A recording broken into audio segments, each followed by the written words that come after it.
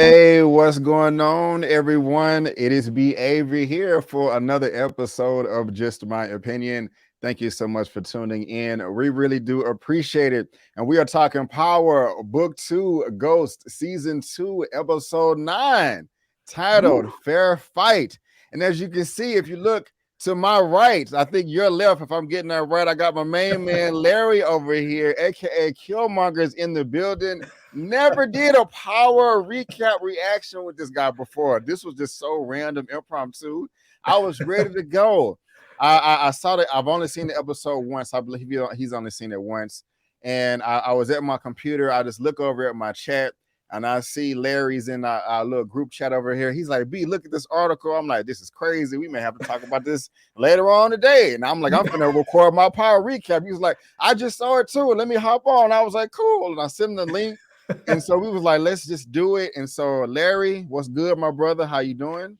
Here we are, man. I'm doing good. That's the way this is the way things should go, man. You just chat, whatever. We should do this. Yes. Let's do it. No planning, nothing. Let's get in there and get it done. Yes, let's get it done. And guys, I'm gonna let you know we're gonna spoil this thing up, down, left, right, in and out as if you've already seen it. Oh, so yeah. You have been warned. And let you know everything is still scheduled for later. I'm still going to be going live with my other guest, Miss Elia Cantu. That is going to be Monday, January the 31st, 7 p.m. CST. And here is her YouTube channel right here. All you got to do is just go to my channel tab and bam, she is right there on the second row. Look at that. Her numbers are growing, man. The last time I remember looking at her, she was like in the low single digits. Right. She just put up another little comedy sketch called Bundle Drama. I did see it, and that is quite funny.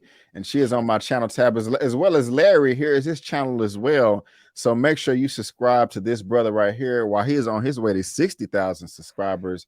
And we're going to talk a little bit more about his channel when we conclude this episode. But I will be going live again for this episode with Miss Cantu again Monday, January 31st, 7 p.m. CST. But let's go ahead. Channel. Go to her channel though. Don't eat anything while you're watching her videos. She will have you spitting food all over your computer and your phone and making a mess. She is straight up comedy. Yes, very much so. She's hilarious. But we got this fair fight right here. Tariq face lies in the hands of Tate. Monet's choices feel out of control. She must rely on Mecca to help salvage the pieces of her family. Mecca plays his hand to put Monet right where he wants her. Now I just got to go ahead and say, I even though the last episode was a bit of a mess, I still was very, very entertained by it. You know, like this is crazy writing, but I don't care. I am really entertained. And yes. I will keep saying that this show is the best example of what not to do in life, what not to do with your family. It's a big giant cautionary tale. Everything you don't want none of this that everybody's going through. I'm still entertained, but this episode right here, I was still entertained. I couldn't wait to see where they was gonna pick up the pieces of Diana just laying that bombshell. And it was entertaining, but they just threw so much at you. There was so many twists and turns, like a maze pretzel puzzle. I'm like, does this even make any sense? I don't even know. I really have to sit there and think about it, like, okay, does this make sense here? Why this character would do this? I have to watch it at least 2 more times. But Larry, let me pass it to you, man. What was your general impressions after seeing this episode of Fair Fight? This episode felt like they had written 12 episodes and then Starz only greenlit them for 10 and said you're only getting 10. And so they said, oh crap. And they just started cramming stuff in there. And it was like, we got to get this in. They sat around in the writer's room. They tried to figure out what to take out. They couldn't decide. So they just said, let's just cram it all in there. Let's throw it in episode 9 and just get it done. Bro, it's so much. It's so much. I mean, like, I don't even know where to start. First, let's start with Zeke. Okay, let's start there. I feel bad for Zeke, man. I feel bad for the brother. He finds out that he's 23 years old instead of 19. And I don't even know there's so much to unpack right there. I like the reaction that he had from finally talking with Monet and with Mecca being there. I'm glad that he just did not forgive her immediately. I was going to be really disappointed if they just had that one conversation, and he was like, okay, I forgive you, let's be a happy family. So I'm really happy that, you know, he at least listened to what she had to say, but he was still like, you know what, I'm out of here, I'm gonna go do this press conference. And, you know, Mecca, you know, made the proposal of being you know, I'll fund your private coaching. I thought that was pretty dope right there. But even when he's at the press conference, who leaked out the information of his real age? I mean, we know I mean, was it did Mecca do it that quick? Like, and who's to say? I mean, I don't know, man. What did you think about that? It might have been Tariq with the leak. I don't know. What? I don't know. I don't see not sure the motivation behind it. It could have been Diana. I don't know. I don't see why. I don't think Kane is a BI like that, so I don't think he'd do it. But yeah, I love the way he just cut them both. He cut Mecca and Monet. He cut them to the white meat when he walked out. He said I'm gonna leave. He said I'm gonna leave it so you guys can forget me again. Right. Again. And I was like, oh damn. He had to hit him with the again. He just, man, let's talk about. It's just like cutting someone to the white meat. That hurt. Yeah. But yeah. The thing, you know, I felt bad for Freaky Zeke, but there's so many questions now. I mean, for me, I'm thinking like I don't think many of the teams are gonna matter. Like maybe they care about the scandal, but I don't think they're gonna care so much about his age if he's 23, because a lot of guys, they play 4 years in college and they come out, they graduate at 22. By the time they actually hit the league, they're 23. It's a normal age to enter the league. And I think that if a kid is growing up and he didn't know his age was older, most kids only know themselves to be whatever age it is their parents tell them. And for a lot of folks back in the day, especially a lot of black folks back in the day, a lot of old black folks didn't have birth certificates. My father-in-law didn't have a birth certificate for a long time. We know that he's of 1 or 2 years in his age range. So it's not that unusual of a thing to have somebody that's a few years older or younger. And the same thing happened, I think, in New Orleans after Katrina. So you think that he actually still has a chance to get in the league after all this? Oh, absolutely. I think it might hurt his earning potential coming, going straight to the draft, because they might try, and teams are ruthless. They'll use that as an opportunity to try and devalue him so they don't have to pay him as much. But they're still going to draft him. I mean, the dude's a solid player. They wanted him before. They're still going to want him now. So, especially for something that's not his fault. And I'm trying to think, it's not his fault, but like, I'm just trying to think, whoever it was that leaked the information, what did they gain out of this? I mean, to my understanding, Zeke is completely innocent. He has done nothing to nobody. You know, I mean, maybe he hurt one of his teammates at school because he smashed the girlfriend or something. But seriously, I'm joking, but I'm being serious. But I'm just thinking, what could they have gained from that? Like, I just don't understand. That's the issue I have with a few different points in this episode is, why would people do these things? What is the motivation behind it? Who has something to gain? Like, really, who has something to gain by Zeke being outed? Yeah, I don't know. It doesn't make any sense. None. The interesting question I have for this is that we call him free. He calls himself Freaky Zeke. We know he's a freak. He's been out there. He's sexing all kinds of people up. I'm assuming, being a star ball player, he was the same way in high school. And so now the question is this dude potentially guilty of statutory rape? Is he going to have some jilted girlfriends or ex-girlfriends or parents who didn't like him? Maybe he was sleeping with some white girl and the parents didn't like that their little blonde daughter was smashing this black dude. Man. And now, does he have potential statutory rape charges pending against him? I didn't even think of that, man. That's wow. Wow, and there's only one episode left, and it's just something they could play with too, man. Wow, good. That's a scary thought. Yeah, they need to hire Larry for the writing room right there, Courtney Kemp. I like that. That's a way to throw some crap in the fan right there. And it's so much that the fan is clogged right now. And the one question that he asked Monet was like, hey, one question. Did you have anything to? Oh, my TV just cut off. I don't know, Larry. Can you still see me? Okay, I'm back. Okay. Sorry, a screen flash. He was like, hey, Monet, did you have anything to do with Carrie's death? And I think she was lying. They kind of brushed over that. just about Carrie's death, I kind of wish we would have had a bigger emotional response from the cast, but they just do so much in this episode. She lied and said, "Hey, I was here this whole time," when she clearly went over there. And Mecca's poker face was horrible. Right. Oh yeah, like, yeah. She was here. Yeah, she was here. Whole night. Yep. Yeah, man. I mean, I like, this is just stupid. Look, you've already, well, I guess you just don't want to admit to the murder, after he found out that you've been lying to him his whole life. But I mean, do you think that's gonna come out next episode, or you think you're gonna have to possibly wait to season 3? How do you feel about that as well? I hope they wrap that up. I hope they wrap that up next episode. But I still have problems with this whole thing of Monet murdering, Carrie. It doesn't make any sense.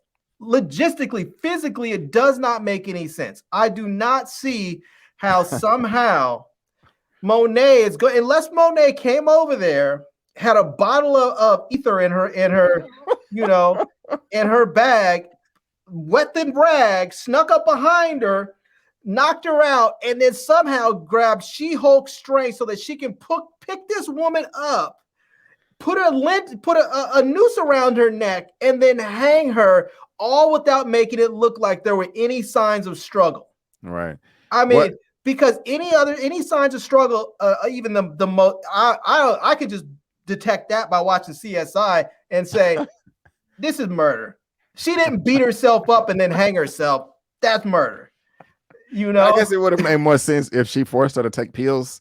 I mean, I think we've seen that before, where she holds her by the gun and like you're like forcing a person to take pills to kill themselves that way. I mean, you have a good point. That is a lot to get her up there like that. I was thinking if you had enough time, but that's a lot. That's a lot of work to do to get somebody up there like that. To be honest with you, so I'm not mad at you there for that. She would have been better off doing something else, like maybe like going over there and trying to commiserate with her, and maybe they get to drinking and then she poisons her drink, and something like that, maybe, but hanging her.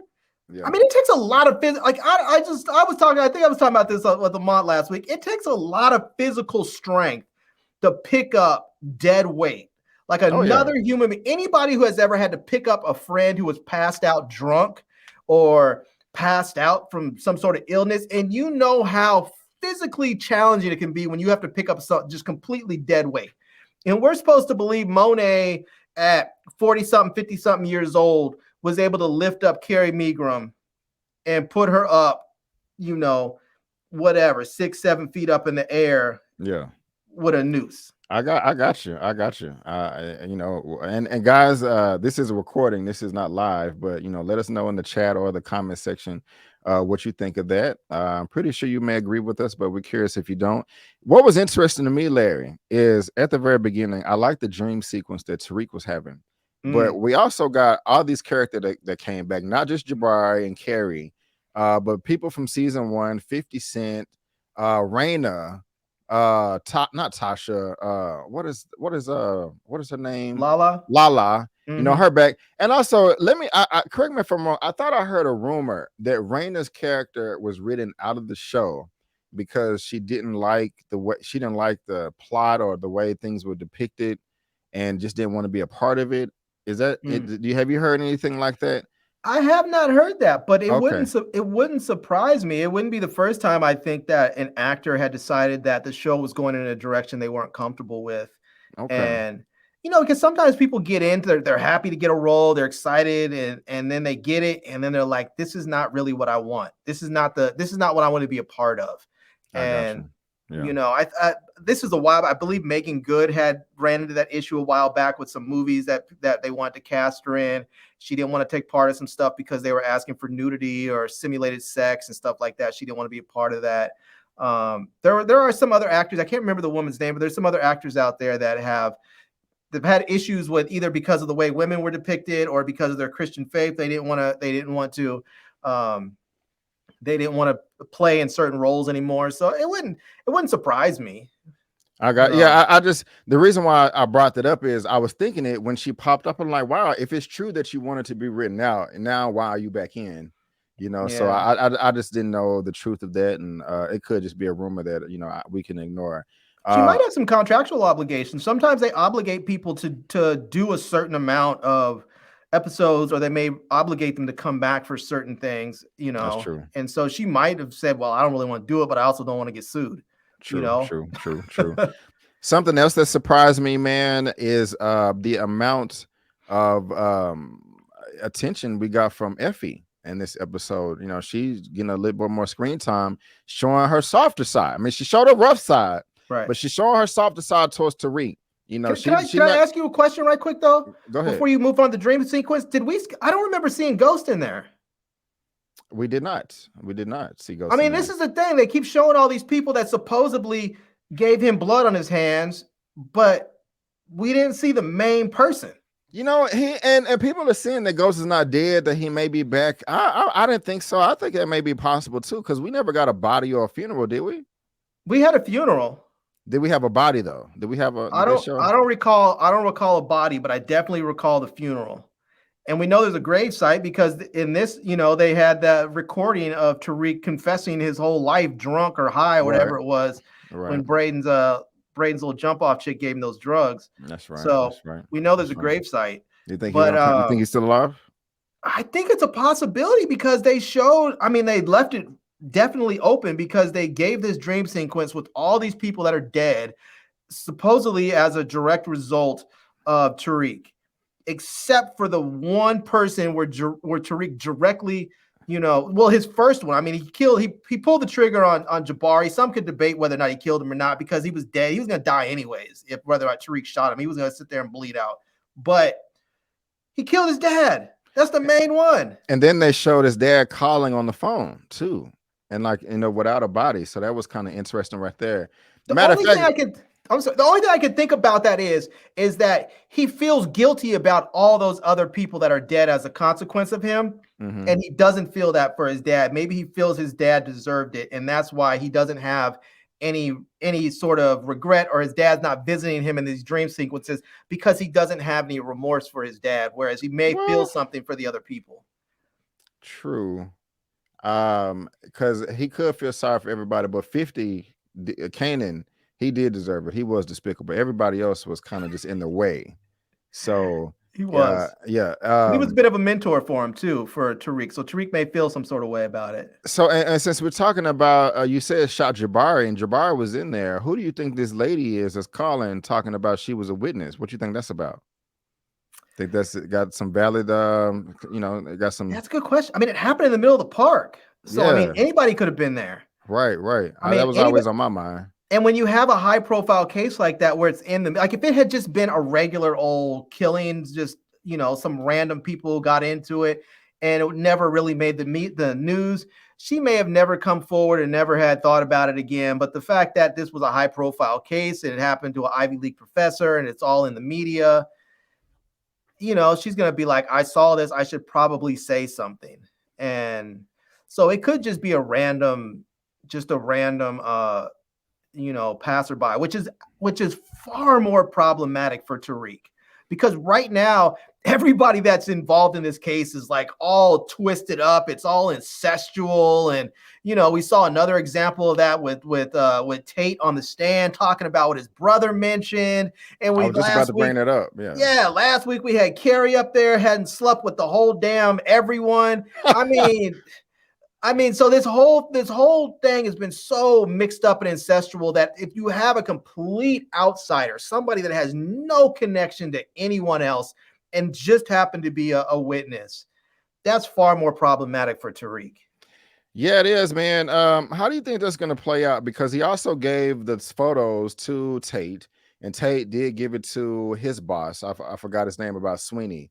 And that relationship is going to fracture definitely between Braden and Tariq, because we saw them have a fallout at the dorm.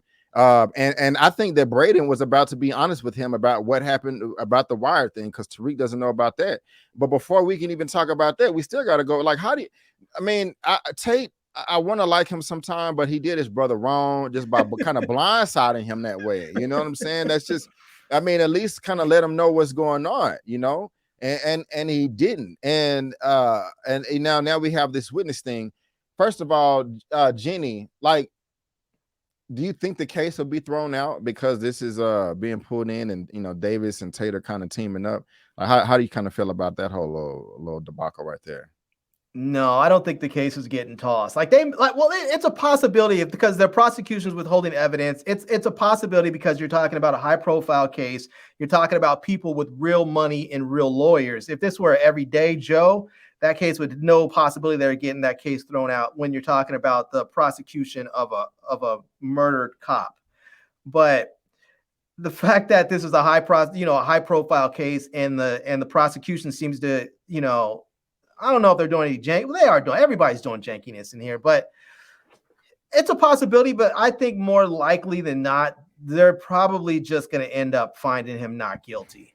I think he's just going to be found not guilty, which is real. It's better for him that way. I would much rather, if I'm going to trial, would much rather have a not guilty, than a not guilty verdict than have them drop the case. I mean, they could do it, and I know what's his name. I know.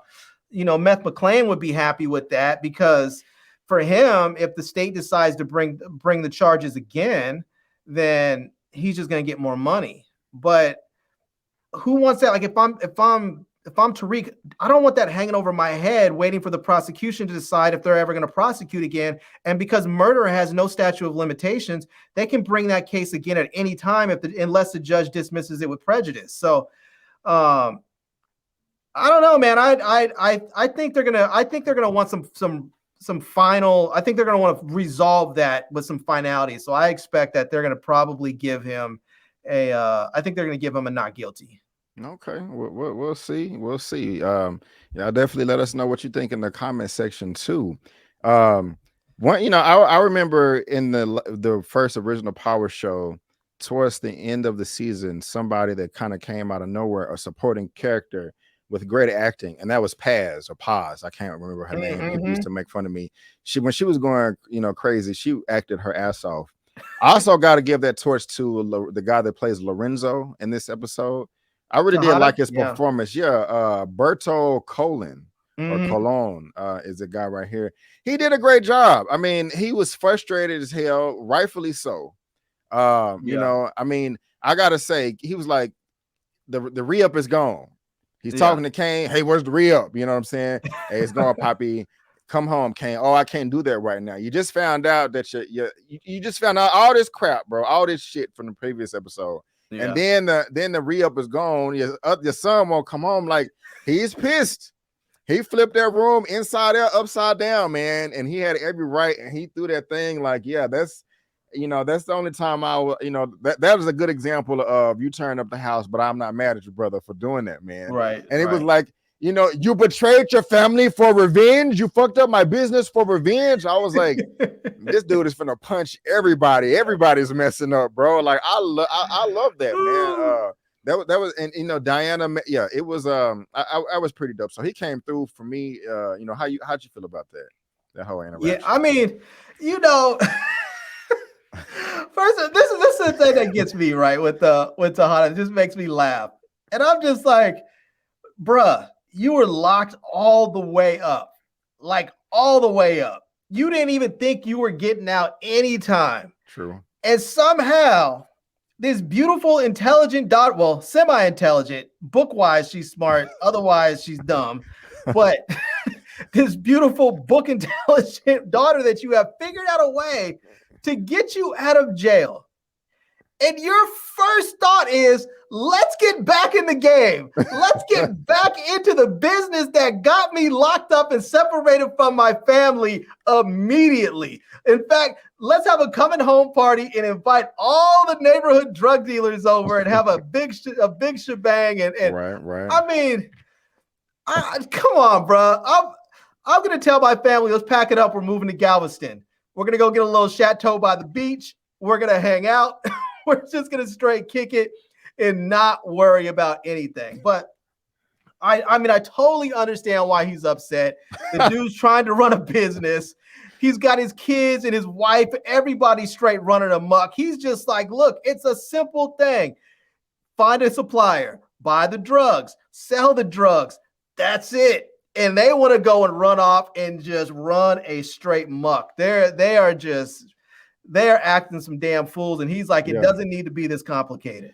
It's complicated. You know, Kane first robs Braden of the drug so he can get in, and he's the new connect. But then he wants to rob his new connect and does that with the GTG boys and with the rest of his family that causes Tejada not to be able to call the GTG boys because Drew killed Guap and don't say nothing. But then Diana over here, remember, she robbed her own mama at the bar and got that other black dude killed and to pay Davis. But then when Drew was in there, he robbed the jewel thing and gave it to Davis so he can hawk the jewel, and that got tracked. But then going back, Kane and them, they robbed Mecca, but then Mecca knows this. And then he kills the chef. Why does he kill the chef if he knew Kane did it? I mean, he treating him like crap. I mean, we knew last episode that, okay, he know that, you know, Kane is the real perpetrator right here. So they rob Mecca, and so now Tejada's mad, and so he gets Drew and Diana, I knew she was fake crying. Yeah. When she got the blueprint, and now they robbed Tariq and give it back, and then they sell all those drugs, you know, on the street right there. Everybody, right? Can't nobody trust nobody, bro. Like nobody can trust nobody. This is the thing I don't understand about him, though, right? Tariq already knows he got caught on a wire with his girl Lauren. Why do you want to sit up in the same dorm room telling all your tales to two other chicks? He sat up there and told all kinds of tales of murder and drug dealing and revenge and everything else to Effie, and then he's up there telling all his stuff to Diana too. No, he didn't say nothing to Diana. He did the last episode.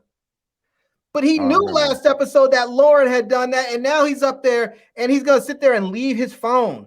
You don't leave your phone. That phone is your connect to everything. You're running an electronic business. That's like if you deal in Bitcoin, you're gonna leave your little Bitcoin locker thing sitting around for someone to take. No. And he had a right to trust Diana too, because that was, you know, his business partner. Nah, you don't trust anybody. You don't trust anybody like that. I mean, you know, it's just there's no honor amongst thieves. That's what they say. And there's no honor amongst them. They're all a bunch of murderers and thieves and drug dealers. You can't trust anybody. What you think's gonna happen? What you think's gonna happen to Trace, Braden's brother? Since he want to be blabbermouth for the tape, I was like, wow, bro. But they had the photos in it. Jenny had the photos anyway. So does it really even matter? I don't think it does in some respect because it's. Well, I don't know. Trace is gonna want to testify. I'm not sure it's ever gonna get to that point. Really? I'm not sure it's ever gonna get to the point where he can testify. I don't think he's gonna get killed, but I think something's gonna happen where it's not gonna lead there. Either the prosecutor's gonna drop that case, or Kane's gonna get killed.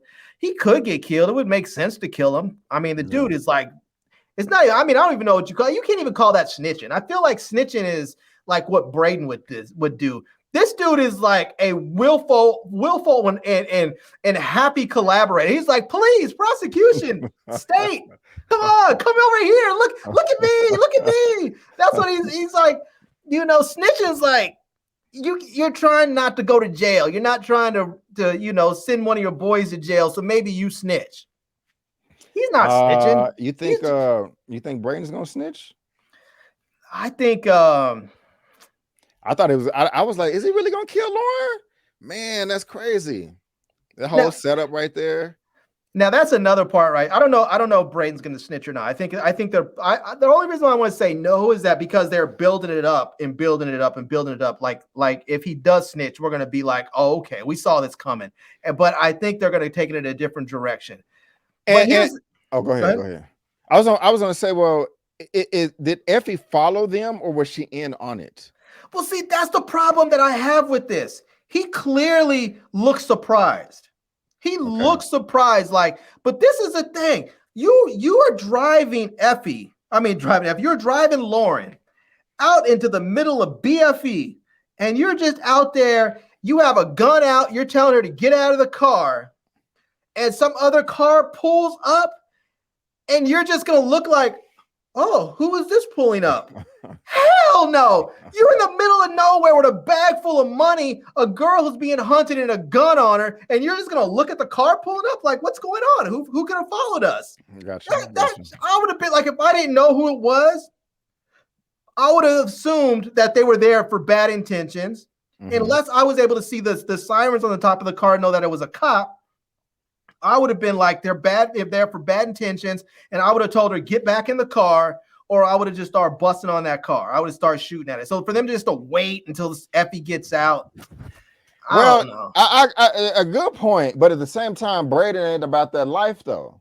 You got to think about that. He never murdered nobody. You saw how uncomfortable he was when Kane was manipulating him, which is quite interesting. I wonder if we could get a fist fight between them at some time. So yeah, you have a good point, but Braden ain't about that life, though. He's getting there, But let me ask you this. Go ahead. Self-preservation.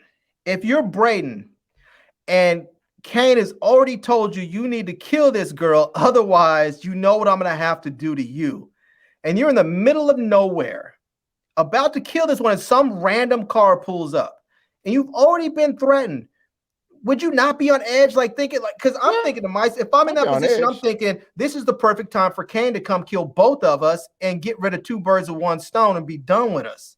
Then he doesn't have to worry about any loose ends. He doesn't have to worry about if I'm going to tell or not tell. He doesn't have to worry about if Lauren's going to tell. He doesn't have to worry about any of that stuff. He just kills us both and he's and done. I got you. Okay. Do you I mean, we can't trust Effie. I mean, that's obvious. No, I think Effie's a Fed. Really? Yeah, not Fed like she's actually a DEA agent, but I think she's working. I think she is an informant. And like some people have been saying that they think Mecca's Effie's dad, which to me would be kind of funny if it was, considering that the dude is like a supersized snitch. The dude's like the Avengers of snitching. Bro, let's get into that. Yeah, I was next. I like how to. Why do you even have the file there still? I mean, yes, it was locked up, but still, bro, like, why do you have that? Like, am I tripping? Is there a reason that I do not know of why you would still want to have that on you? I mean, Larry, help me out. Larry, help me out. This is one of those other things that makes no sense. I was watching this. I was on the floor laughing like, who wrote this? And why is there so many holes? Like, you guys went and robbed this dude. You robbed him of his drugs and this bag and the other stuff. You robbed Mecca. You have this bag of all this stuff. You didn't think you should do an inventory? I mean, you didn't think, okay, I just robbed this dude. Let's take everything out and see what we got. Oh, okay. Yeah. It took him a while. And he's like, yes, he knows about it. He activated the tracker. He pulled the tracker out and threw it down and was still taking his time. Like, I'm like, bro, like, you're about to get your hair blown off, like, hurry up. But I mean, Tariq took the ring and gave it to Davis, to McClain, and said, here, hawk this. And then he never looked in the rest of the bag. He never went to see what else was in there. True. I mean, that doesn't make any sense to me. Right. Yeah. That's true, man. And he's the one that Lobos from season 1, 2, and 3.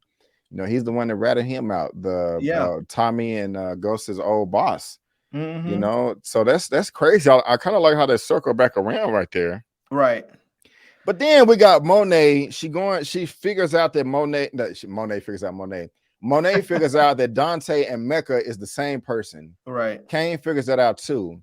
And I'm like, wow, how is this going to play out? But they're like, okay, let's just go kill Lorenzo, my husband. Like, what?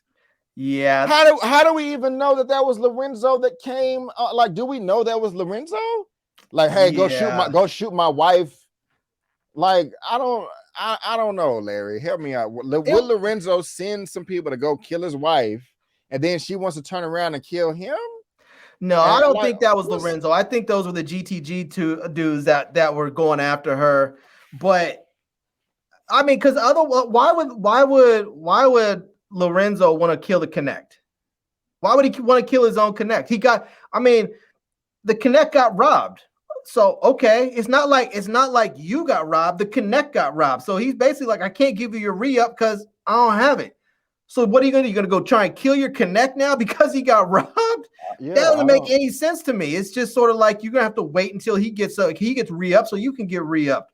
But yeah, I think it was the GTG dudes. I think Monet was just using that as an excuse to get Mecca to go after her husband and kill her husband off. So, but That's horrible. I think when if you saw the look on Monet and Kane's face, they look so disingenuous. They were this idea like, oh yeah, we just have to tie up one little loose end. Go ahead and kill Lorenzo, and then we're gonna run off with you in the sunset on your jet that you love so much. Yeah, Kane, are you cool with that? Yeah, I'm down with that. I'm like, what? No, This doesn't. it This is didn't even make weird. sense. This is weird, man. I mean, Didn't even but make hey, sense. I was still entertained though. You know what I'm saying? I was. Yeah, I had fun. I'm just saying, it's just like I'm not gonna watch it again, of course. But this is just our reaction. Do you have any final thoughts, man, before we head out of here? Yeah, I do actually. On Effie. Yeah, let's talk about I do not believe that Effie killed Lauren. I could be wrong on this. That's right. Yeah. I think Effie actually turned her over. I think Effie's a Fed, and I think Effie turned her over to whoever her contact is, because Effie came back, she took her clothes off, and she hopped into bed with Tariq.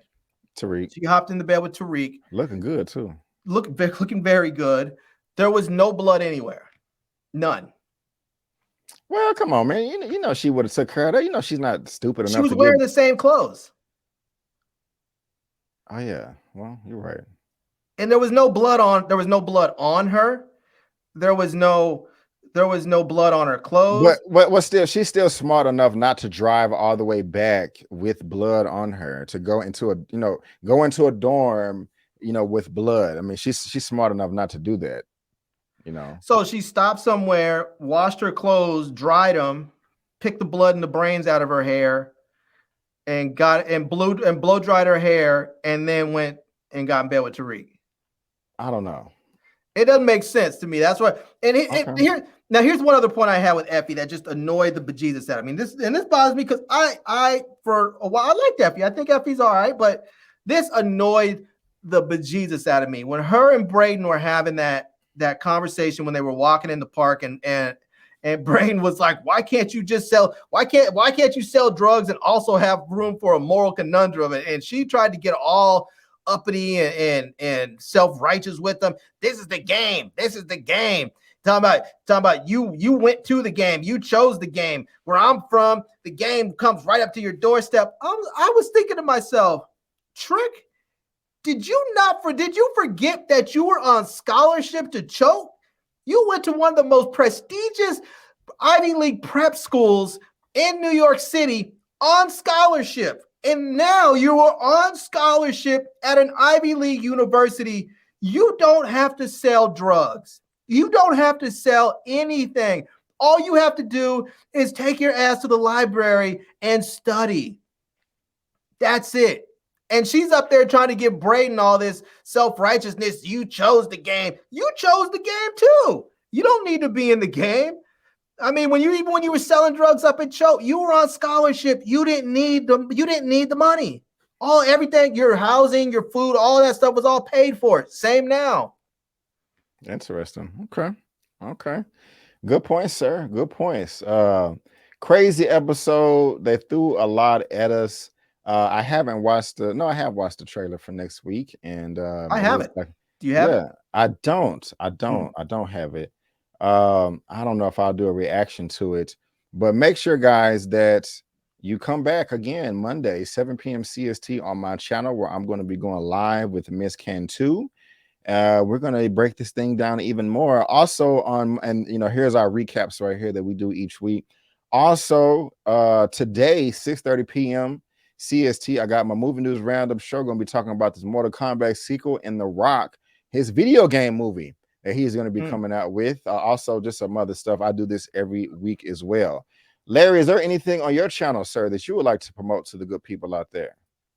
Oh man, I just have more reviews coming out all the time. Just more stuff. I have some microphones I'm going to review.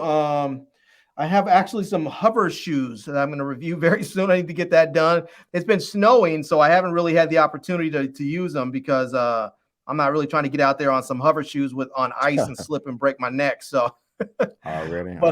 yeah, just been having fun. I did a live stream tonight. I did my wine and winners. I'll probably do another one soon because I had a lot of fun doing that. So just check out the channel, subscribe if you haven't already done so, and come through. Yes. Do that. Come through. Well, guys, this is going to wrap it up for Power right here, talking about Fair Fight. And before you go, don't forget that I'm B. Avery, and that's Larry, and that's just our opinion. Peace out, and we'll see you next time.